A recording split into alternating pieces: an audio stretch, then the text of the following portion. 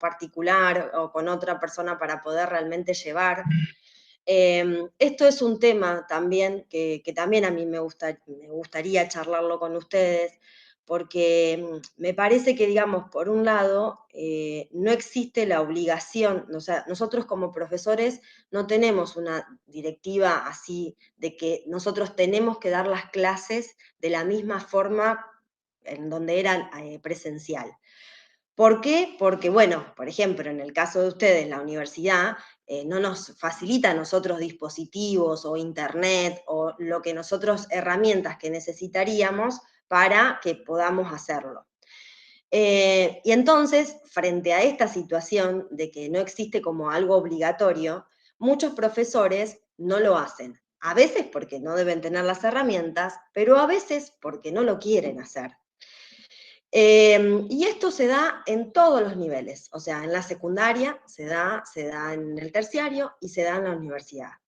Y la verdad que es una pena, porque más allá de que si realmente no tiene las herramientas, bueno, por ahí los institutos o la universidad podría ayudar a ver qué pasa, pero si no también es una cuestión, digamos, de ética, ¿no? De realmente tener un ida y vuelta con los alumnos, porque, digamos, tirar el material no sirve. Y bueno, la verdad es que lamentablemente nosotros este año nos encontramos como en una situación como más desorganizada que el año pasado. Porque el año pasado era como, bueno, todo virtual, se hacía esfuerzo, bueno, todos hicimos lo que pudimos, pero ya este año tenemos como experiencia el año pasado, estamos como más organizados. Lo que es terciario y universidad ya se sabía que iba a ser todo virtual, pero bueno, realmente me encuentro que con muchas universidades, con muchos institutos, en donde los profesores no se conectan. Entonces, bueno, la verdad que es para pensar también. Nosotros muchas veces nos quejamos o hablamos de la educación, digamos, de qué queremos para la educación, de cuánto se da para el presupuesto, pero bueno, también, digamos, tenemos una obligación si tomamos horas o si tomamos un cargo de intentar construir algo con nuestros alumnos. Eh, Así que bueno, esto también se lo quería transmitir porque realmente me encuentro con muchos institutos, no solo, ya les digo, no solo lo nivel como obligatorio, sino también qué docentes vamos a formar si nosotros no nos conectamos o no enseñamos herramientas para que ellos den las clases. Después lo mismo, ¿no? Los chicos en la universidad. Mi sobrina, por ejemplo, estudia en la UBA, empezó abogacía. Y ella, por ejemplo, no tiene, o sea, no, está perdida. Tiene una sola materia que el profesor sí se conecta, pero las demás materias no hay, o sea, no se conectan. Y bueno, y tengo una conocida también que estudia psicología también, y también pasa lo mismo. Que son pocos los profes que se conectan. La verdad que bueno, esto me sorprende, o sea, me sorprende y digo, cómo todavía, si bien nosotros estamos estudiando sobre esto de la educación inclusiva, pero digo, cuánto nos falta, porque digamos, cómo conozco a un alumno o cómo puedo establecer distintas estrategias si nunca tuve, aunque sea virtual, un acercamiento.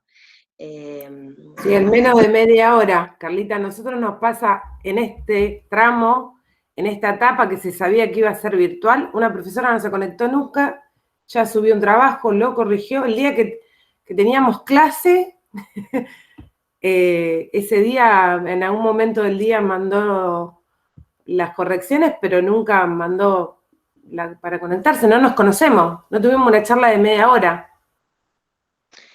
bueno, yo, o sea, esto Y se los digo. estamos pensando en esto, como decís, formar formadores. Por eso me parece o sea, por eso me parece importante, digamos, uno no transmite, no es que tiene el saber y se lo transmite a otro. Digamos, uno construye con el otro. Y si ustedes pudieron ver algo que ahora vamos a analizarlo igual el texto de Escliar, algunas cositas. Pero fíjense que cuando nosotros vemos así autores que realmente se dedican muchísimo, no solo la humildad, digamos, sino también la cuestión de esto, de generar el espacio con el otro. Digamos, justo está, pero para pensar muchísimo en el texto este que yo les decía, porque si el otro no está, o sea, ¿cómo sé si no yo no genero un espacio en donde estamos dos, estamos tres, estamos cuatro? ¿Cómo construimos, digamos? ¿Qué es lo que pensamos que el otro va a hacer si ni siquiera lo escuchamos, si ni siquiera tenemos una mirada? Bueno, yo creo que podemos hablar de inclusión y no solo de inclusión de personas con discapacidad, sino que podemos empezar cuando por lo menos tenemos la intención de vincularnos, del vínculo fundamental y de poder generar un espacio virtual o presencial con otros. Si no, es imposible. Bueno, a mí las chicas del terciario que estudian maestras para inicial, miren, ustedes piensen en esto, para ser maestras de inicial. Me decían lo mismo, me decían, Carla, tenemos 12 materias, 3 profesores se contactaron, o sea, tenemos clases y tenemos un ida y vuelta y nos contaron qué es lo que piensan de la materia y vamos teniendo como esta, o sea, en inicial, en donde el vínculo es fundamental. Así que bueno, realmente nos queda muchísimo, muchísimo por recorrer. Me parece que si ustedes tienen la posibilidad de presentar proyectos, bueno, no sé cómo les fue con el proyecto que les dejé, que tenían que presentar para otra materia, ¿ustedes más o menos les sirvió Sí, ese? sí, Carly, te cuento yo que nosotros te lo pedimos además porque tenemos pensado presentarlo para otro proyecto que tenemos que hacer en un trabajo y además nos lo pidieron en una materia como trabajo final. Entonces es como que está buenísimo para mí tenerlo, que es didáctica, tenerlo ahora para ir bien, porque tenemos que hacer todos trabajos individuales y después llegar al final que va a ser ese. Entonces está bueno porque se ve como, el otro día hablábamos con Carla por ahí, que a veces hay algunas palabras de cosas que nos cuesta ver el formato. ¿Viste? Claro. Después nos damos cuenta que sabemos qué hay que hacer, que lo entendemos por ahí, pero nos cuesta como ubicarnos en el formato. Entonces, con esto es como que ya ubicamos proyecto, tal cosa, por lo menos para mí, a mí me sirve un montón para eso. Sí, en realidad es así, o sea, uno aprende cuando puede ver más, o sea, cada uno tiene, vieron que en educación la cuestión formal es como re importante, entonces uno puede aprender de cómo se hace cuando ve otro, digamos, cuando tienen un ejemplo, si no es imposible. Así que bueno, qué bueno que les sirve. Fíjense las resoluciones, que las resoluciones depende para dónde lo presenten, cambian los números de resoluciones de asistencia, de todo lo que es lo formal. Bueno, mi idea entonces hoy era charlar un poco con ustedes del texto o la entrevista. En realidad la entrevista y el texto no es que es lo mismo, apuntan, o sea, Carlos Escliar siempre apunta a esto, a entender las pedagogías, lo que ustedes vieron de las entrevistas eran las pedagogías de las diferencias, ¿no? Apunta como siempre a pensar un poco en la diversidad, a pensar un poco ¿se acuerdan que cuando conmigo estuvieron creo que de psicología, que no sé si tuvimos una psicología que yo les decía, bueno, no vamos a ver, digamos, una sola teoría sobre cómo aprenden, porque en realidad si estamos hablando de diversidad y estamos hablando de que cada uno tiene su forma de aprendizaje, no podemos hablar de una sola, hablamos de múltiples, cada chico que tengamos va a tener su forma de poder aprender. Bueno, y este texto que yo les dejé también es reinteresante, toca tantos temas que yo pensé, les armé como algún PowerPoint, puntualicé algunas cosas, y mi idea era que ustedes puedan elegir después alguno de los capítulos, vieron que va como por capítulos, y que puedan armar esto que yo les decía, que puedan armar como con Canva, algún como folleto, algo con imágenes, con palabras, con lo que a ustedes les parezca, que den cuenta de lo que ustedes piensan que se está transmitiendo en ese capítulo. La idea es, si lo podemos hacer hoy, que por el chat ustedes me lo vayan mandando y armamos, porque yo tengo un PowerPoint, pero armado como a la mitad. Lo armamos hoy y lo subimos, y ya quedaría como armada la clase. Y después yo tenía pensado para el eje que viene, que les voy a poner otro autor, también armar como un video, que ustedes puedan armar un video, no necesariamente con ustedes, digamos, ustedes lo elaboran de la forma que quieran, pero bueno, es una herramienta que se usa un montón en lo virtual. Por ejemplo, los profes de educación física, no sé, transmiten una clase y arman un video, y este video lo van como compilando yo uso InShot, pero hay un montón de otros programas, entonces que puedan tomar como algún temita de la materia y que armen ustedes un video, como para que, bueno, les sirva como herramienta y lo subimos, eso va a ser como tareas. Otra cosa de los videos que está bueno es que vieron que son pesados, entonces muchas veces nosotros, como yo hago con la clase, vieron que la clase la grabo, la subo a YouTube y después a la plataforma lo único que les subo es el link, digamos, para que a ustedes lo lleve para la clase. Eso también está bueno, se utiliza un montón, porque a los chicos que no tienen tanto lugar en los celulares, les viene bien que esté subida en YouTube y que tengan solamente el URL. Así que bueno, eso también les va a quedar como tarea. Si no saben usar, o sea, YouTube, van a tener que hacer un canal y subirlo a alguno de ustedes para que les quede. Son herramientas que les van a servir después para dar clases. Bueno, ¿alguien quiere, o sea, del foro hay pocos que participaron? No era algo ni que tenía que ser como muy pensado ni nada, sino simplemente como poner más de opinión, qué es lo que ustedes piensan sobre, digamos, la educación en el nivel superior. Así que si no participaron, participen. ¿Alguien quiere, o arrancamos, quiere comentar algo? ¿Vieron algunos la entrevista de Scliar? ¿La vieron? Bárbaro. Bueno, y el texto, si ustedes no llegaron a leerlo, no importa, porque vamos a leer algunas de las cuestiones acá para ver si podemos como cerrar esto que yo les decía. Carla, yo leí el texto, digamos, me pareció un poco, me costó leerlo, no sé a ustedes si no me fue muy fluido leer el texto, no sé por qué, quizás estaba con los nenes acá también, tengo todo una entrevista. Nombra muchos autores también, Flavia.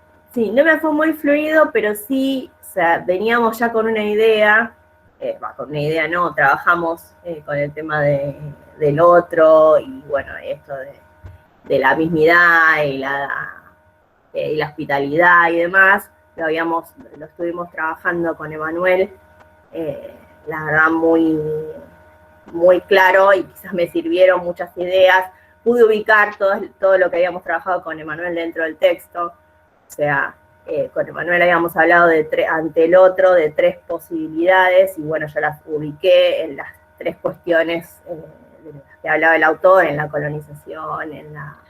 Flavia, ¿qué materia? ¿La tienen ahora, Emanuel, o lo tuvieron el año pasado? No, a principios del año pasado. Ajá. ¿Y qué materia tenían con él? Diversidad cultural era... Me ayudan. Donde vimos el otro. ¿Quién me ayuda? No me acuerdo cómo se llamaba, era diversidad cultural. Ninguno. Hicimos el trabajo de los... No, era un poquito más largo, pero era tenía que ver con diversidad cultural. Todos unos títulos enormes que parecido. No se acuerda de nada. Sí, Pepa, qué sé yo. Igual era un taller también, perdón, era un taller también.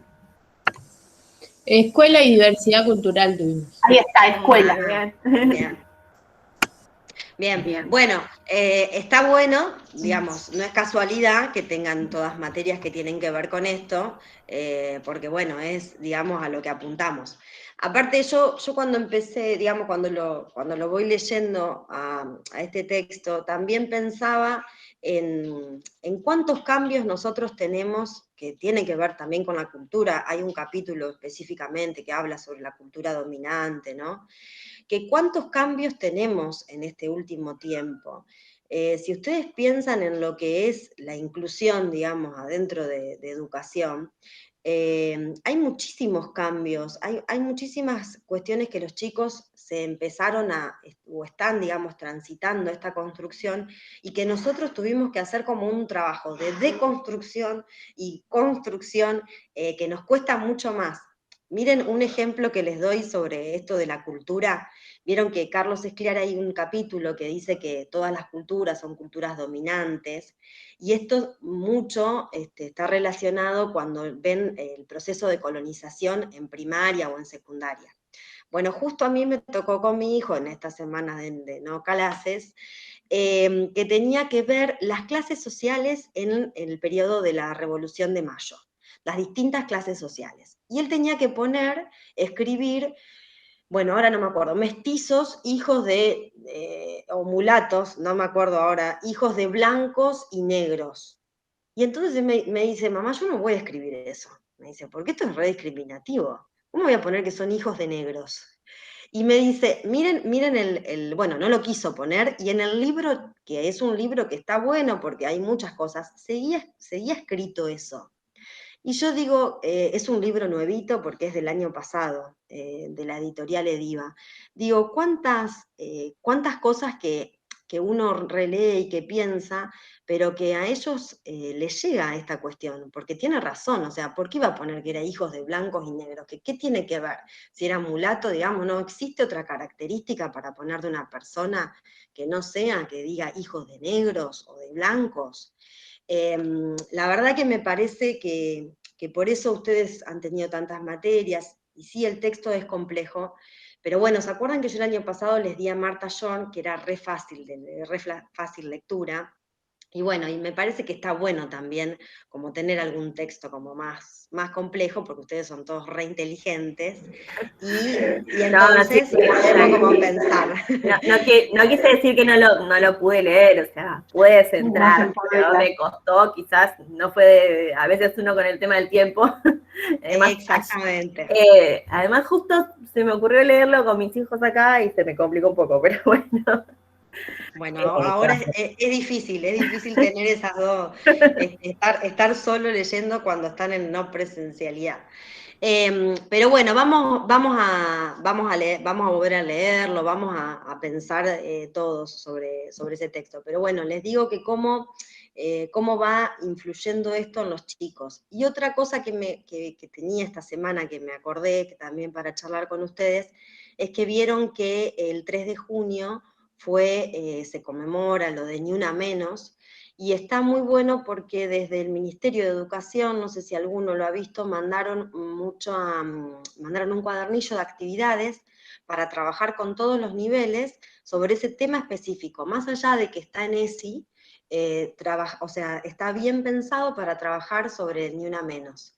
Que también está buenísimo, y por ejemplo también a mi hijo que está en primaria le llegó un videíto armado por la seño, por eso les digo que está bueno que nosotros que empecemos a utilizar estas herramientas, porque son una manera de llegar fácil a los chicos, a los adolescentes, a quien sea, de llegar fácil y de que la información está, pero como más atractiva. Bueno, un videito armado por ella, con este programa que les digo, InShot, poniendo cuestiones, pero relacionadas a su propia edad. Por ejemplo, cómo en la escuela podemos naturalizar, tratar mal a una compañera, o, por ejemplo, si tenemos que hacer una actividad deportiva, vamos a elegir a los varones y no a las nenas. Bueno, cosas sencillas para que ellos la entiendan, pero que está buena también para poder como deconstruir esto.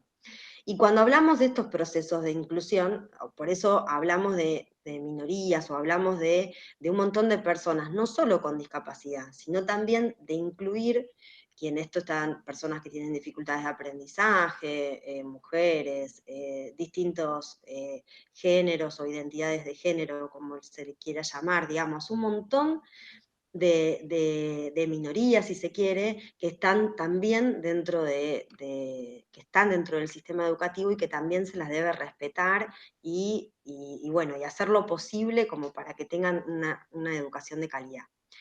Bueno, yo les voy a compartir entonces algo que armé pequeño del PowerPoint, y después vamos a en el chat a intentar que ustedes me vayan como pasando, que me pueden pasar palabras o imágenes para poder terminarlo de armar. Bueno, a ver.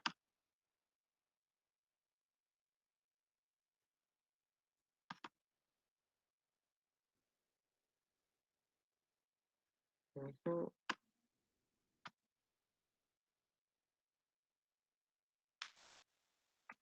Bueno, ya les digo, o sea, mi idea era, saqué como algunas cuestiones que a mí me parecían importantes. El texto se llama Alteridades y Pedagogías, o Y si el otro no estuviera ahí. Yo cuando recién les decía, ¿no? Esto de qué pasaba con muchos profesores o con muchas clases que los chicos, ya sea de secundaria, de primaria, terciaria, universidad, qué pasa cuando no está el otro, o sea, cuando no está el otro, cuando no está la guía. Ustedes seguramente que lo vieron en un montón de materias, ¿no? Esto de pensar que el profesor en realidad nosotros somos una guía, somos un apoyo, somos una ayuda a que ellos puedan transitar el camino de construir algún conocimiento. Entonces, es importante que estemos, porque en realidad nosotros estamos y hacemos lo que hacemos, si tenemos a otros. Si, digamos, no hay ningún alumno en el tramo de segunda certificación, no tenemos cargo para cubrir, no tenemos trabajo. O sea que si el otro no está ahí, nosotros tampoco podemos estar acá. Entonces, a mí el título por lo menos me puso como a pensar en esta cuestión de la virtualidad y qué pasa muchas veces cuando no estamos o cuando los otros no están. Hay muchos chicos en el secundario, no sé si a ustedes les ha pasado, tienen hijos, que por ejemplo no prenden las cámaras, están con los micrófonos apagados, con las cámaras apagadas. Y bueno, muchas quejas, digamos, de esto. Muchos profes que le dicen, prendan la cámara. Bueno, es raro también, ¿no? Porque es muchas veces como dar la clase y no sabemos si están o no están, si se fueron a dormir, si responden, si no responden, si entienden, si no. Es también como una situación rara, pero bueno, me parece que sí existe la responsabilidad de conectarse, de ayudar, de seguir, de mantener un vínculo, de preguntar. Así que bueno, me pareció como interesante pensar por lo pronto como en el título. Después, bueno, yo seleccioné una parte del texto, que es lo que ustedes tienen ahí en pantalla, que dice, antes un sujeto era excluido del tráfico social por medio de intervenciones correctivas, ortopédicas, en torno de un cuerpo que se decía que estaba enfermo. Esa explicación espacial hacía de las exclusiones un proceso percibido siempre desde una matriz general de la normatización y de la normalización. Y yo busqué algunas imágenes. En un momento, yo hice el profesorado sobre, digamos, para discapacidad de sordos y hipoacúsicos, y bueno, y tenía una profesora que nos mostró muchas ilustraciones de Francisco Goya, que mostraban como estas cuestiones, ¿no? De ver como la discapacidad desde un lugar, desde la fealdad.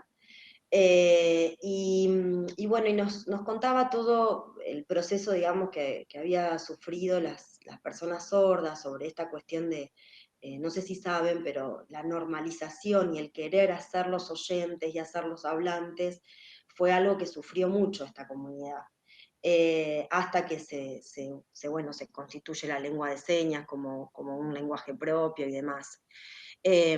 Todavía hoy en día todavía hoy en día existen escuelas orales, y nosotros acá en Varadero les cuento que tenemos una familia, una niña que los papás no dejan que utilicemos lengua de señas y la llevan a este lugar en Buenos Aires en donde supuestamente va a ser oralizada. Y seguimos, digamos, pensando en esta cuestión de la normalización. Por eso busqué como algunas imágenes como para ver qué nos pasa, qué sentimos nosotros también frente a esto. Muchas veces cuando la discapacidad está como muy visible, o sea, está visible, y tiene que ver con esto del que habla el autor, ¿no? Con lo de los cuerpos, cuando hay esta visibilidad, siempre genera algo. Y cuando tenemos en el aula, ya sea en un espacio virtual o en un espacio presencial, a alguien con discapacidad, algo pasa ahí, o sea, algo nos genera. En todos los lugares a donde yo he ido como maestra de inclusión, digamos, no es que entramos como si nada, sino que siempre se juegan un montón de emociones, un montón de cuestiones que tienen que ver con lo que nos pasa a nosotros como maestros, como profesores, como lo que fuera. Entonces, bueno, me parece que da como para pensar primero en esto, ¿no? ¿Qué nos producen estos cuadros? ¿Qué nos producen estos cuerpos? Y que podamos pensar en palabras, en imágenes, que ustedes si quieren me las pueden mandar por el chat, para pensar esto, porque no es algo tampoco tan fácil y que por más que nosotros hayamos estudiado un montón y que ustedes, la mayoría de ustedes tiene un pensamiento que está pensando en que la inclusión es lo mejor y que realmente las oportunidades tienen que ser para todos, o sea, eso ya lo sabemos y ya está presente. Pero bueno, no es lo mismo hablarlo que cuando nos pasa. Así que, miren, hasta a mí, que me dedico, digamos, a esto, el año pasado me pasó en esta segunda certificación tener a uno de los chicos que era sordo. Y bueno, hasta que me acomodo, digamos, hasta que me acomodo a esta situación, no es una cuestión que fluye como naturalmente. Después puse el subtítulo y dije, bueno, ya lo pude resolver, pero me lleva un proceso. Entonces, de que podamos pensar en qué nos pasaría, digamos, pensando en esto, ustedes toman una materia, presentan un proyecto, les va bien y dan clases en un instituto superior o en donde fuera. Bueno, tienen la presencia, digamos, en la clase de alguien que necesita estos apoyos, no tienen maestra de inclusión, porque en el nivel no está la maestra de inclusión. ¿Qué les pasa? O sea, ¿qué palabras o qué imágenes podrían ustedes expresar en estos momentos sobre lo que les piensan que les pasaría? Lo pueden hablar también, chicos, si quieren, y yo lo voy agregando.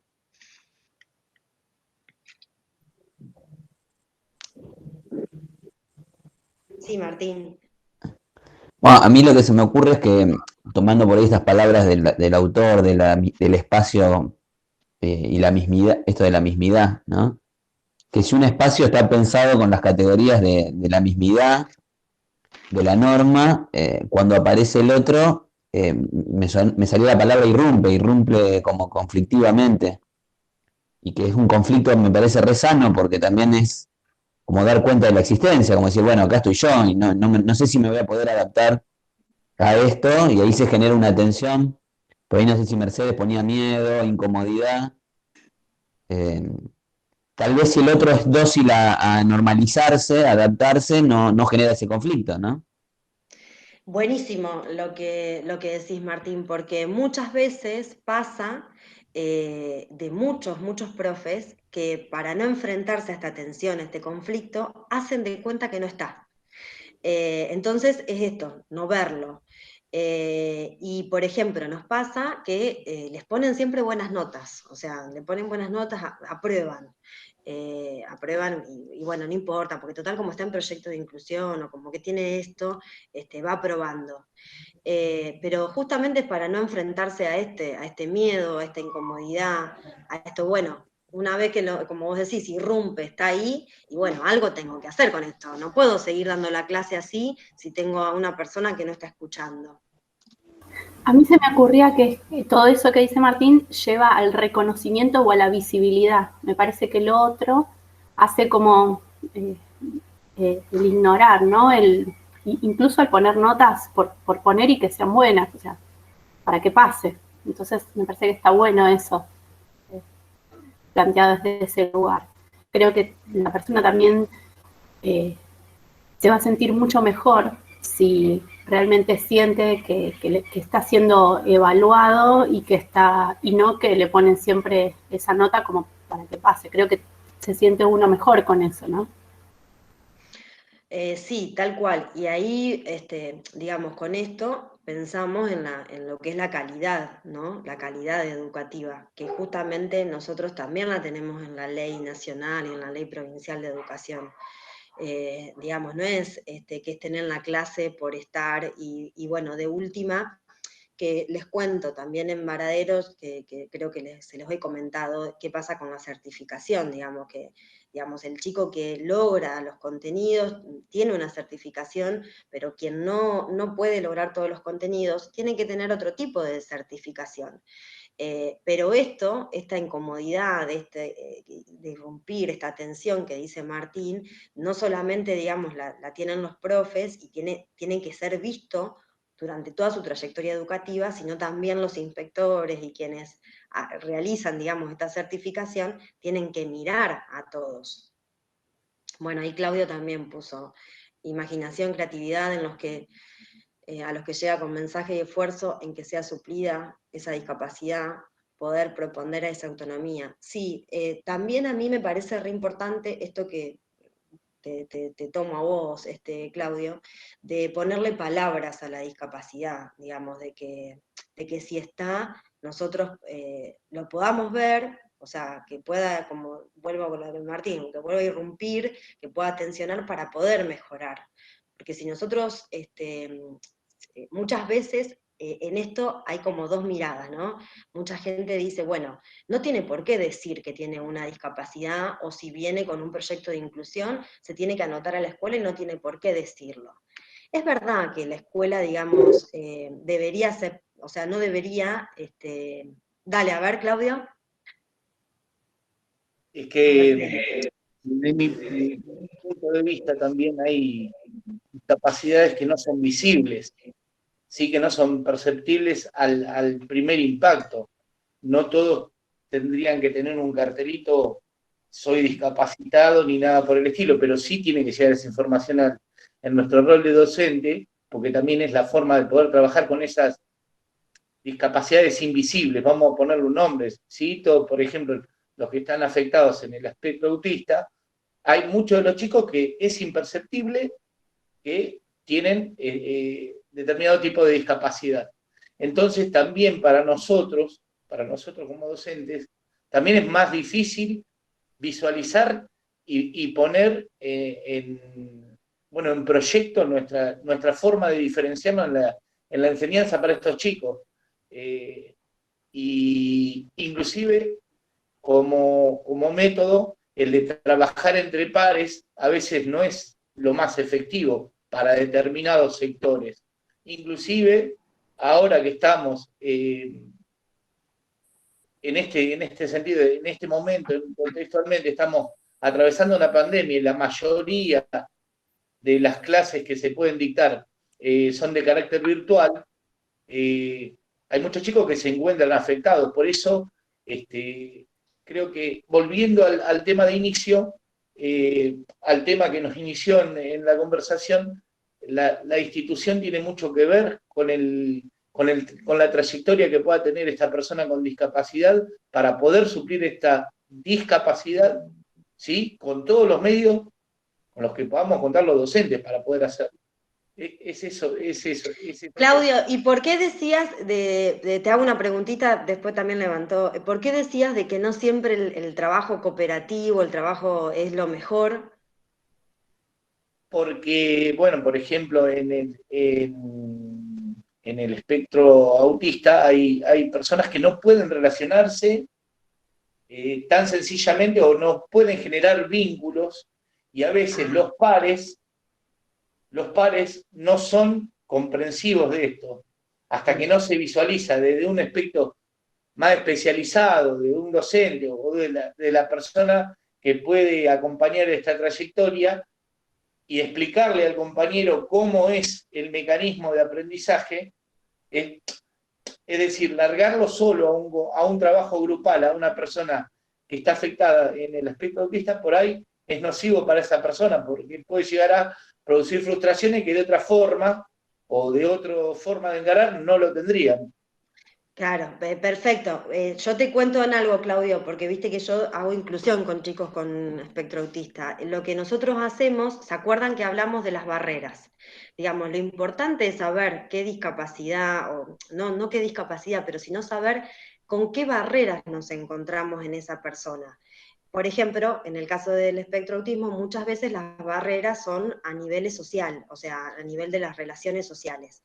Entonces, cuando detectamos que estas barreras existen en ese niño, poder ayudar a bajar el nivel de barrera, una de las cosas es enseñarle a los compañeros que digamos, hay un montón de actitudes que tiene ese niño que no las hace porque es malo o porque no sabe comportarse, sino que lo hace porque él es así. Yo de esto tenía un nene que ya egresó de la primaria 16, que por ejemplo él no quería prestarle nunca nada a nadie, y sus compañeros nunca llevaban nada porque eran de bajos recursos, y él siempre tenía todo. Y entonces nunca les quería prestar y aparte armaba unos líos cuando alguien le pedía algo, un berrinche impresionante. Y sus compañeros a lo largo de su trayectoria empezaron a entender eso, pero él también aprendió a prestar, o sea, él pudo flexibilizar un poco y prestarle algo a un compañero, y ellos entendieron también cómo era y se lo pedían con anticipación.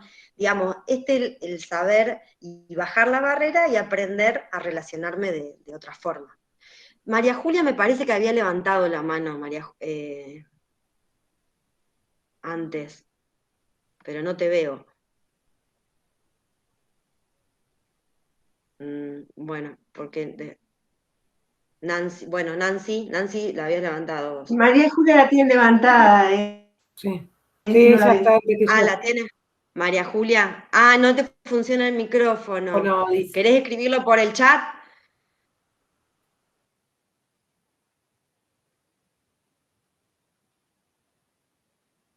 Nancy, vos si querés, mientras tanto, hablá y María Julia lo escribe por el micrófono, por el chat. Digo. Leí una entrevista que le hacían a Carlos, en cuanto a, me trajo esto la normatización, la normalización que hasta el día de hoy tratamos de hacerlo, ¿no? En esto de los cuerpos, que en algún momento decíamos al principio, como ahora pasó con el tema de la tolerancia. Bueno, es como decir, está la ley, tenemos que aceptarlo, tenemos que respetarlo, pero ¿qué hacemos, digamos, no? Es como, bueno, lo toleramos, tiene que estar ahí, está bien, lo vemos, está, pero bueno, ¿qué hacemos con eso? También en algún momento del conversatorio se plantea esto de la virtualidad y la presencialidad en estos casos, ¿no? Le dice, bueno, es coyuntural. ¿Cuántas veces pasa que estamos en la presencialidad y no nos estamos mirando, no estamos en presencia? Que, bueno, más allá de que el tema de la conectividad nos excede a todos, ¿no? Cuando no hay conectividad, cuando no se garantiza la conectividad es otra cosa. Pero en la conectividad esto de apagar o prender la cámara, ¿no? Cómo generar estos vínculos, que también hay que generarlos en la presencialidad, porque uno puede estar ahí y estar con la cabeza en otro lado. Y digamos, estamos hablando de discapacidad, pero también en realidad son la multiplicidad, están todos, son todos diversos, todos aprenden distinto, todos pueden tener ese día un problema y llevarlo a la clase.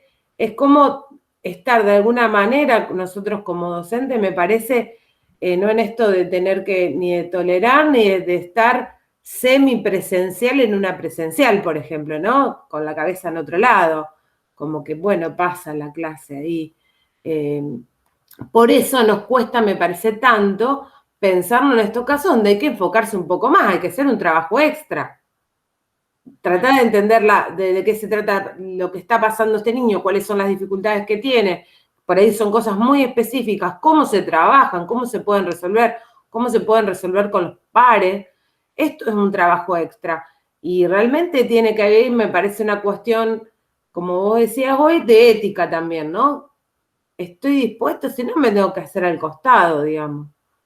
Me parece a mí. Sí, y piensen siempre, vuelvo a lo mismo, o sea, piensen que ustedes en un nivel secundario, en un nivel primaria, en inicial, tenemos los equipos de orientación escolar, tenemos la modalidad especial que tienen las maestras de inclusión, en donde por ahí tienen un apoyo extra para ayudar a buscar estrategias, para poder, digamos, pensar con alguien y que nos ayude a ver cómo resolvemos esto. Cuando estamos en un nivel superior o en un nivel universitario, estamos solos, o sea, no tenemos a otros que estén en el tema o que nos ayuden. Lo que sí tenemos es a otros profesores. Y por ahí muchas veces armar, digamos, pensar juntos, decir, bueno, ¿cómo hiciste esto? ¿Cómo haces otra cosa? Muchas veces nos ayuda a buscar estrategias o decir, bueno, a mí me resultó tal cosa. Muchas veces eso nos ayuda. Sí, Mercedes.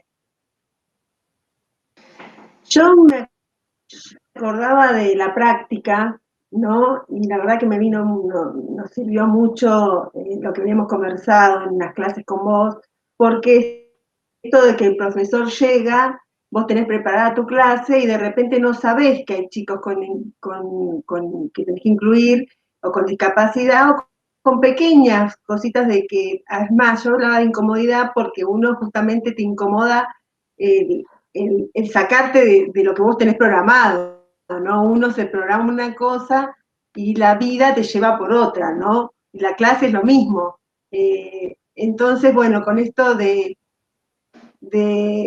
la paciencia, yo deseo la tolerancia, porque a veces no sabemos si el chico nos está cargando o si tiene un problema, porque no tenemos tampoco, no lo conocemos, hace 5 segundos que nos pudimos conectar. Entonces no sabemos si está haciendo, es una cargada para digamos, de molestia o de lo que fuera, o que realmente interrumpe porque es una forma de que no puede darse cuenta de lo que está ocurriendo, no sé, o del lugar que tiene que tener, o un montón de cosas, ¿no?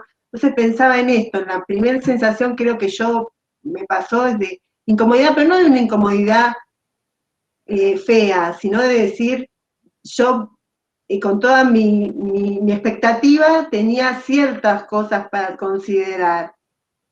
Y ahí te lo cambia totalmente, y en ese sentido me decía, ya estábamos dentro de la clase y tenés que hacerla, ¿no? Y en ese momento no había nadie para decir, no, este chico tiene este problema, este no, te va detectando de la misma forma de hablar o de los tiempos que tenés que darle. Habíamos pensado una actividad de presentación para generar vínculo que era de un cierto tiempo, y claro, hay chicos con ese tipo de discapacidad que necesitan más tiempo, pues necesitan explayarse y no tienen la forma de decirlo como vos lo tenés planificado. Decís una palabra y dice 400. Entonces, me parece que a mí se me vino mucho esta idea tuya de trabajar con las diferencias, y que te vas a encontrar en el momento y que tenés que ahí reprogramar y decir, bueno, ¿cómo adapto esto? Y no me pongo en mi libretito de lo que iba a hacer, sino que me voy adaptando desde una actividad tan básica como es una presentación, que todavía no empezaba con la clase, que quizás cuando tenés chicos con este tipo de cosas, y es importante darle un tiempo a eso. No sé, es lo que sentí, Sí, no sé si está bien o totalmente. está mal, pero digo, qué sé yo. Totalmente, totalmente, Mercedes. Aparte, pensemos de lo que siempre hablamos, ¿no? De que, bueno, digamos, volviendo a esta situación de la discapacidad, de por qué muchas veces se pregunta, o de por qué muchas veces, como contaba de la Universidad de Rosario, Nancy, digamos, es importante saber, porque si nosotros sabemos las barreras, podemos bajarlas, podemos identificarlas para que su trayectoria educativa sea lo mejor posible. Entonces, por un lado, a veces las instituciones preguntan o quieren la información, digamos, de si existe alguna discapacidad para poder ayudar, no como una situación de discriminación. Eso por un lado. Por otro lado, recordemos que nosotros podemos tener chicos con discapacidad, pero también podemos tener chicos, por ejemplo, con una dislexia, que no está considerada una discapacidad, que no tiene un proyecto de inclusión, sin embargo, que va a tener serias inconvenientes para interpretar un texto y para escribir. O sea que con ese chico vamos a tener que buscar otra estrategia, porque no vamos a poder trabajar tirando un texto, digamos, a que interprete o a que haga preguntas. Y lo que siempre recordemos en esto de la segunda certificación es que en los niveles superiores no tenemos alguien que nos colabore para las distintas estrategias. Pero también, digamos, esto es como algo positivo, que quienes llegan a los niveles superiores también han hecho como un recorrido en donde se supone que también tienen determinadas aptitudes o capacidades para no enfrentarse a un nivel de frustración, ¿sí? En un instituto o en una carrera. Se supone que, a ver, nos pasa a nosotros, si a mí me hubieran mandado a estudiar, o hubiera estudiado ingeniería en matemática, me hubiera ido pero terriblemente mal. Pues no es una capacidad, no me gusta y no tengo capacidad sobre eso. También a veces ayudar, mirarlo, recorrer, hacer, digamos, todo un recorrido en su trayectoria educativa, ayuda a que la decisión de qué voy a vivir o de qué quiero estudiar sea acorde a la capacidad que tenga ese sujeto, porque si no vamos a enfrentarlos con constantes frustraciones y tampoco es la idea, digamos, que no nos pasa a ninguno. Y les digo una cosita que dijo María Julia con respecto a las notas. Sobre la calificación y la evaluación, ustedes seguramente que han visto bastante, seguro que han tenido textos por ahí en pedagogía o en didáctica para ver sobre el tema de evaluación. Siempre se dice lo mismo, que la evaluación es un proceso, que uno acompaña. Yo creo que la nota, o sea, que creo que hay muchas variables para poder llegar a una nota. Eh, Primero que tiene que haber un acompañamiento. Digamos, yo no puedo evaluar a alguien que no acompañé, que no sé ni cuál es su contexto, ni cómo está, ni si tiene conectividad o no, qué le pasó, digamos. Tengo que tener como una respuesta de alguien con respecto a para poder cerrar una nota. Y en esto digo, hay muchos chicos que, por ejemplo, en el secundario no devuelven los trabajos, no se conectan. Bueno, primero indagar, ¿no? ¿Qué es lo que pasa? Incluso ustedes, o sea, yo en estos momentos no sé cuántos de ustedes siguen estando presentes, digamos, haciendo la segunda certificación. Hay algunos que todavía no se han conectado, hay algunos que no me han mandado nada y he mandado mensajes privados por la plataforma y no hay una devolución. Esperaré hasta un tiempo para poder ver qué es lo que pasa con esa persona. Y por otro lado, tenés razón en esto de que muestra como un desinterés o muestra el no mirar, ¿no? El no, digamos, en que no hay una responsabilidad del profesor porque realmente es lo mismo que esté o no esté y es lo mismo ponerle una nota a uno que a otro. Y bueno, no es la idea, no es la idea sobre evaluación. Pero bueno, también hay que tener mucho cuidado. Cuando uno evalúa, tiene que tener la mirada puesta sobre varias cuestiones. Bueno, yo lo voy a armar, digamos, ahora con todo esto de que la pregunta era qué nos producen estos cuadros, estos cuerpos, palabras, imágenes, voy a armar, voy a agregarle todo lo que lo que fuimos charlando y lo que me fueron diciendo ustedes. Yo, digamos, llegué como hasta ponerles cuestiones del PowerPoint hasta lo que es el capítulo 3. Bueno, lo que decías vos, Flavia, con respecto a lo que pasa con la cuestión cultural, que me parece también bastante importante pensarlo. Vieron que él habla como de varios autores, por un lado toma a Foucault, esto ¿no? de pensar como en dos modelos sociales, en un modelo como más de una sociedad disciplinar y también de una sociedad como de control. Justamente esto de que irrumpe, esto de que me provoca la atención, está fuera de lo que es el control, o sea, no puedo controlar lo que decías vos, Mercedes, o sea, voy a una clase y no voy a tener el control porque me van a irrumpir, incluso cuando no hay chicos con discapacidad, van a irrumpir un montón de cuestiones. Y bueno, eso va a provocar tensión y voy a tener que resolverlo de la manera que pueda.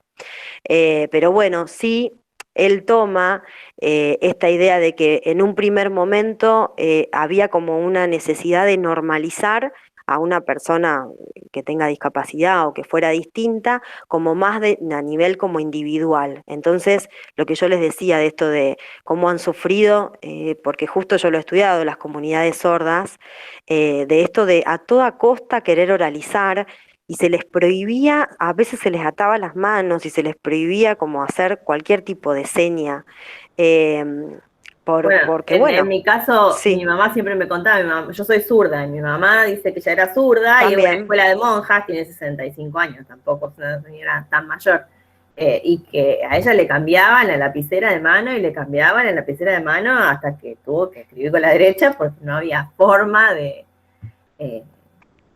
no la dejaron escribir Sí. con la mano izquierda, que una pavada, pero era así. Sí, es así, o sea, y no estamos tan lejos. Bueno, y él toma en un momento esto a Foucault con lo del panóptico, esto de controlar, que también creo que seguramente lo han visto en otras materias, de que la escuela tiene todavía esta mirada de controlar y de que todo tiene que ser como desde un lugar disciplinador y controlado y que nada lo que está como por fuera tiene como, ¿no? Es visto como de otra manera, no una manera tan positiva. Estamos en un proceso, o sea, no todos los lugares pasa esto, no en todas las instituciones. Hay muchas, o sea, hay muchos lugares y hay muchas instituciones en donde se piensa de una forma distinta, pero bueno, cuesta. O sea, estamos como en un momento de proceso. Por eso, por ahí también lo que les decía sobre el proceso de colonización o de cómo se enseña, digamos, esto de la cultura dominante. Bueno, hoy en día estamos desnaturalizando todo esto, estamos pensando en otras cosas y yo creo que las generaciones futuras van a tener como que ya no tuvieron que hacer todo este proceso que hacemos nosotros de construir y volver a construir. Ellos ya vienen como con otro chip. Pero bueno, es interesante como pensarlo, porque vieron que en la entrevista relacionando un poco la entrevista con el texto, a mí me pareció genial lo que él dice que muchas veces nosotros decimos, los preparamos para el mundo, los preparamos para la sociedad, preparamos a los docentes o los que estudian docencia, los preparamos para cuando salgan y él dice, ¿y qué es prepararlos para el mundo? ¿Para qué mundo, no? ¿Por qué tenemos que prepararlos todo el tiempo para el mundo? Entonces, sí, Nancy. Sí, esto del vínculo utilitario que sigue teniendo Leo, responde a aquello de lo que hablaba Foucault, digamos, la escuela moderna responde a que había que dar a un sistema general que era el del capitalismo. Y hoy marcaba eso, ¿no? Seguimos querer buscarle el vínculo utilitario de la escuela para trabajar, para esto, para hacer una carrera, para lo otro, para... ¿Y por qué no aprender por aprender? Me parece genial. A mí me pasa, yo no sé si voy a ejercer, pero a mí cuando me pongo a estudiar me gusta, pero por aprender, porque me interesa el tema. Y no sé si voy a ejercer, pero ¿por qué no estudiar por estudiar? No Bueno, prepara.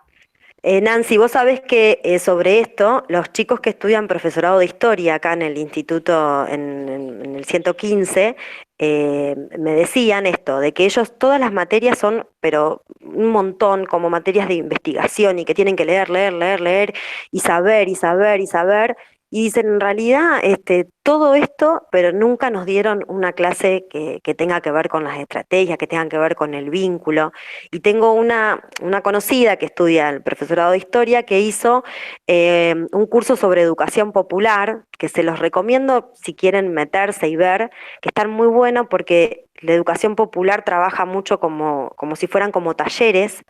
Y bueno, y ella hizo esto como aparte porque dice, a ver, la verdad es que me dieron muchísimo material, aprendí un montón, leí un montón, pero en ningún momento tuve alguna clase que tenga que ver con distintas estrategias, en ningún momento tuve profes que he tenido vínculos, o sea, que me han dado buenas clases y que he generado vínculos.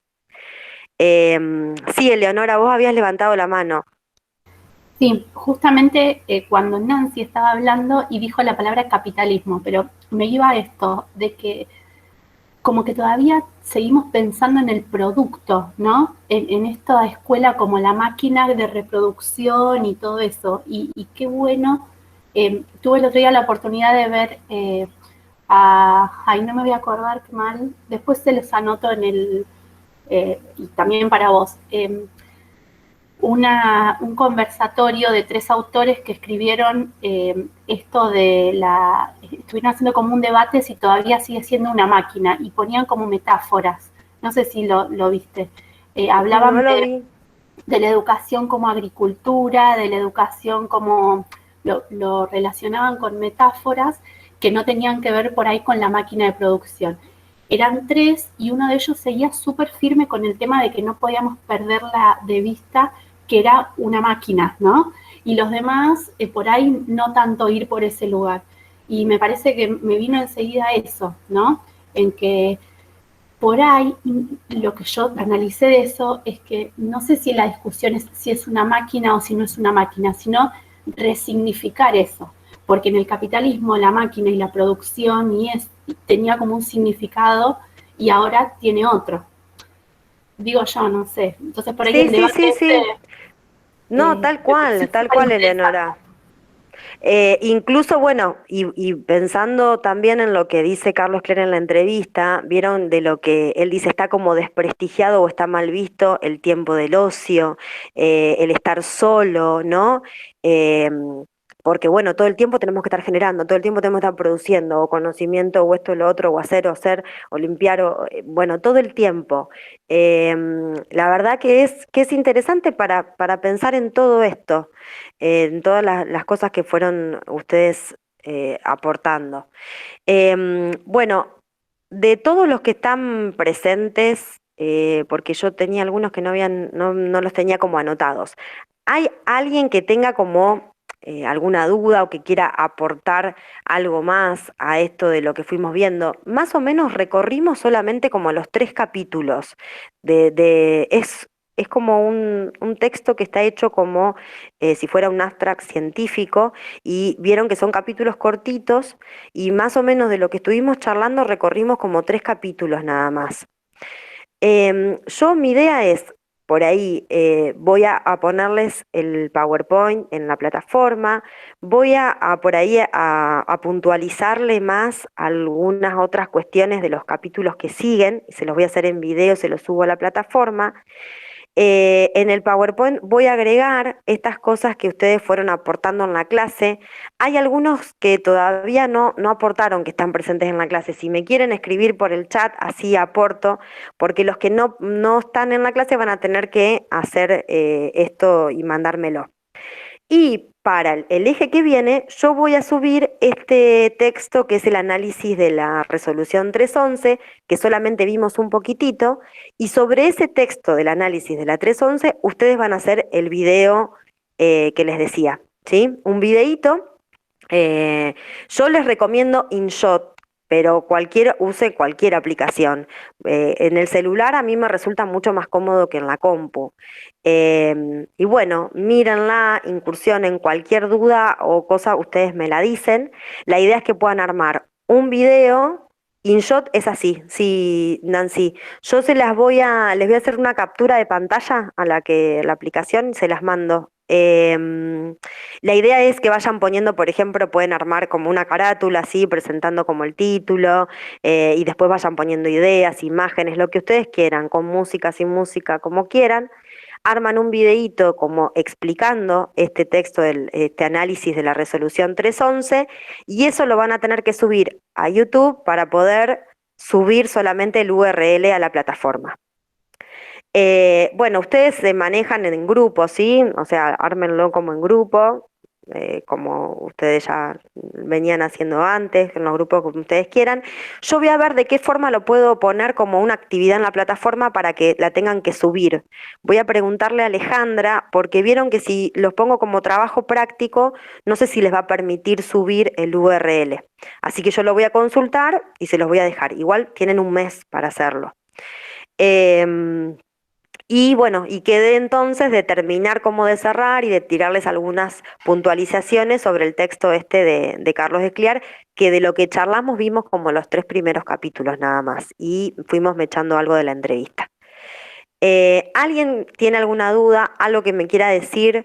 Vi, Guido, que no te escuché, pero vi que pusiste justicia social sobre lo que estábamos charlando que tiene que ver con la inclusión. Y bueno, vi que estaba Natalia también, no sé si siguen estando los otros chicos. Carla. Sí, Carla, yo también estoy, pero vos sabés que no me funciona la cámara, no sé, debo tener alguna configuración, algo que me aparece como un circulito que no está disponible, digamos. No te preocupes, igualmente acá ya pongo algo de lo que vos pusiste en el chat. Lo importante es que participen en el chat para yo poder armarles después el PowerPoint con las ideas que fueron pensando ustedes. Si no se les ocurre, lo que pueden hacer es mandármelo después a mi privado. Y yo les voy a mandar mensajito a quienes no estuvieron conectados para que también me manden algo de esto para armar. Bueno. Bueno, chicos, no sé si alguien más quiere comentar algo. Carla, hola, ahí me anda el micrófono, me cambié de compu. Buenísimo. Es horrible no poder hablar. No, lo único que quería comentar, si le quería pedir a mis compañeros si por favor me pueden pasar por el chat, por el WhatsApp, el proyecto que subiste a la plataforma, porque bueno, yo estoy cursando en Avellaneda y entonces nos sería de mucha utilidad. Recién hoy tenemos la primera clase virtual, así que estamos bastante abandonados. Y bueno, igual estas clases me sirven muchísimo, así que si puedo me seguiré conectando. Y gracias. María Julia, ¿y más o menos los temas son los mismos? La verdad, estamos viendo las leyes y vimos una entrevista y un video también. Vamos a ir como medio despacio. ¿Las leyes son las mismas, las normativas que yo les dejé? Sí. Ah, bárbaro. Eso. Sí, esas y nada, y ir haciendo así foros y vamos despacio. Y un video que está bastante lindo, se llama, que lo deben conocer, Hoy Bailaré, que habla sobre el testimonio de una chica en la Universidad de Veterinaria de la UBA, que está haciendo la carrera, y de un nene en primaria, creo que tiene 11 años, que la verdad que no sé cuál es son estos nenes que están en silla de ruedas, no sé qué es lo que tiene, que no puede hablar, y cómo lo integran los chicos es fabuloso. Está bastante bueno el video. Pero vimos muy poco hasta ahora. Bueno, el video no lo vi, así que me sirve lo voy a buscar. Dale. Y cualquier cosa se lo subo a la plataforma. Dale, ahora si querés te paso por mail, pues nos contactamos por mail nosotras, el link, que seguramente sí, y no te preocupes que te paso el proyecto también, si yo lo subí a la plataforma, lo tengo. Bueno, gracias. Y sí, a mí también me sirve ver cómo lo van viendo en otros lugares, así que me vas contando también de paso, Dale. María Julia. Buenísimo. Gracias. Bueno, chicos, los voy a liberar, que ya son las 10. Y bueno, quedamos así entonces. Yo subo el PowerPoint con lo que ustedes fueron aportando, les subo también una puntualización de lo que queda del texto y la actividad que sería para el eje 3. ¿Sí? Bárbaro. Bueno, que tengan lindo fin de semana. Nos vemos. Bueno, muchas gracias. Adiós. Chao, hasta luego. Hasta luego, buen fin de...